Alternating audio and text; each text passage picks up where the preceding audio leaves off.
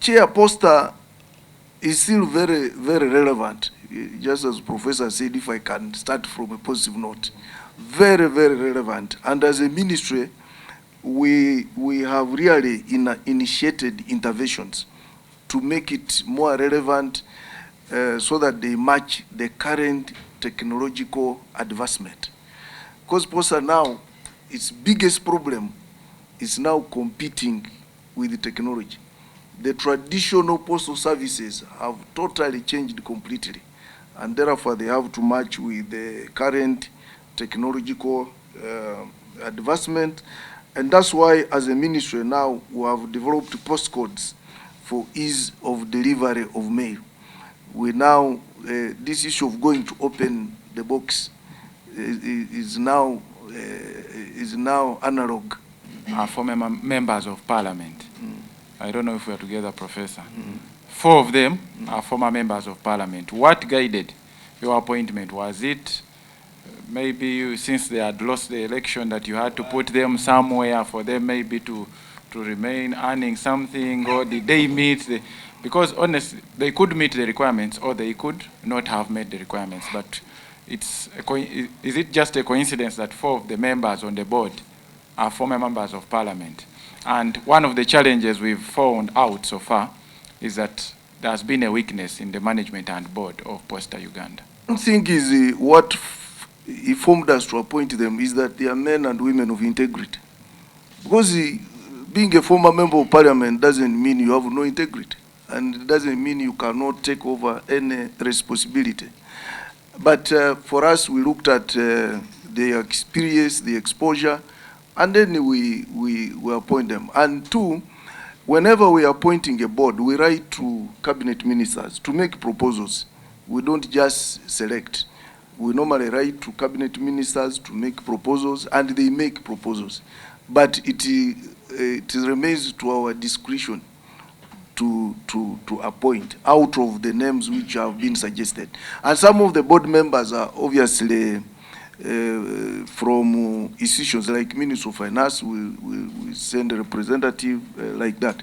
But I would like to say, former members of parliament, most of them are men and women of what? Of integrity. They have exposure and they have the experience, and therefore I have no regret for appointing any form of member of parliament. If there are any weaknesses that you have observed, we shall also address them. And anybody can have a weakness. Then the issues to do with fuel allowance, there is overtime, there is airtime allowance, all this has kept on growing for the last over 3 years. Maybe you'll share. We shall share the documentation available, Chair, so that and we can... is it your ministry that approves their budget at the end, or it's Ministry of Finance? Both. You know, Ministry of Finance and Ministry of ICT, when it comes to these organizations, they work together. So we cannot say this is the ministry which, and then we deny responsibility. That one I would be doing a disservice to myself. Because wherever we are as shareholders, we all agree. In the UTL, we are shareholders, both of us, and then this Posta. And therefore it is not a one ministry decision. Yeah, but I will go and look at the documentation, and then I will give you documents, and probably you can dig through and see what informed the decisions. Yeah. Yeah, Chair, the license of Posta expired, but we also know that they have been having financial challenges, and we have brought those 2 organizations together. I think it's quite manageable.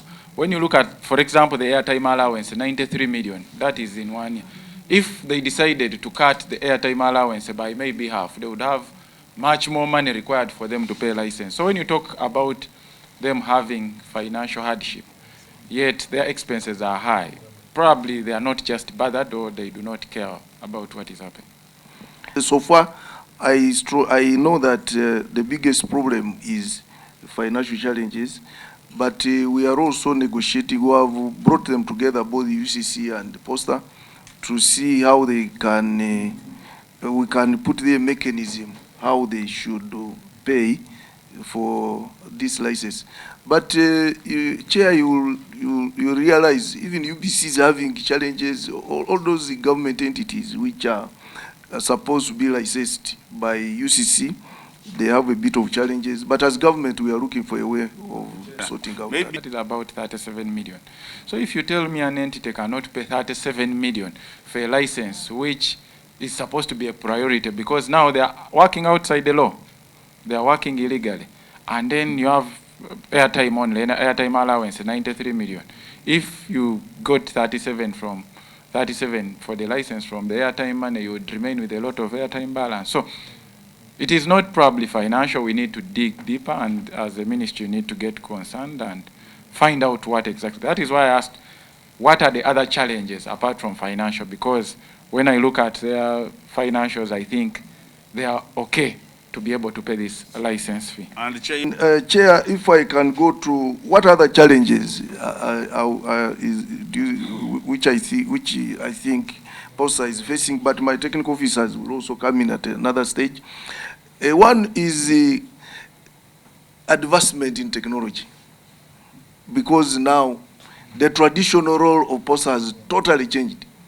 Because if you can remember, Posta was about delivery of mail.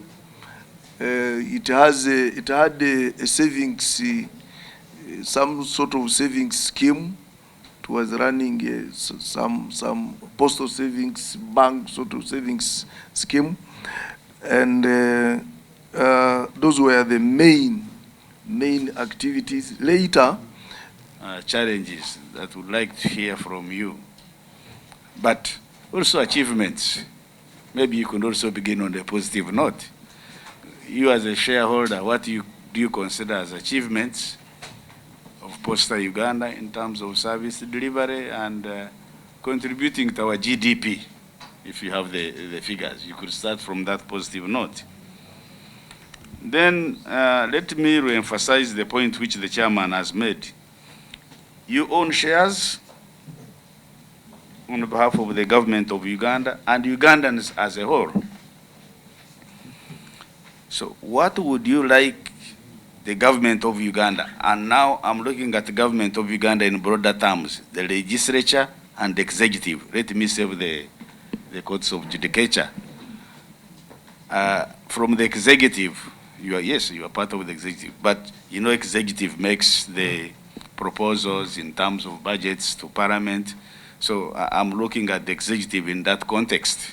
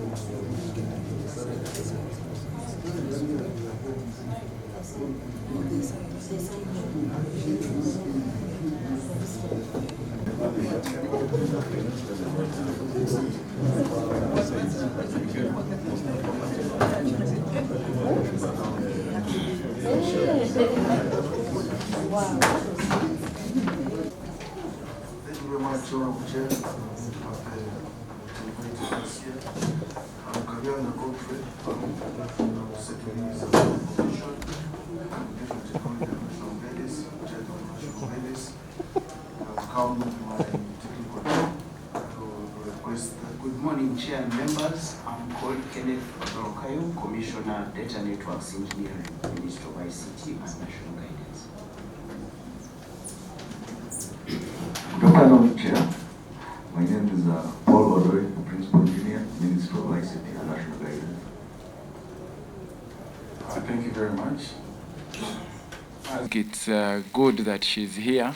I can put another chair here and Oh, good afternoon, everyone. Intervention of Parliament. Chair, allow me, through you, I would like the technical officers to add more information because they have been in the ministry longer than myself.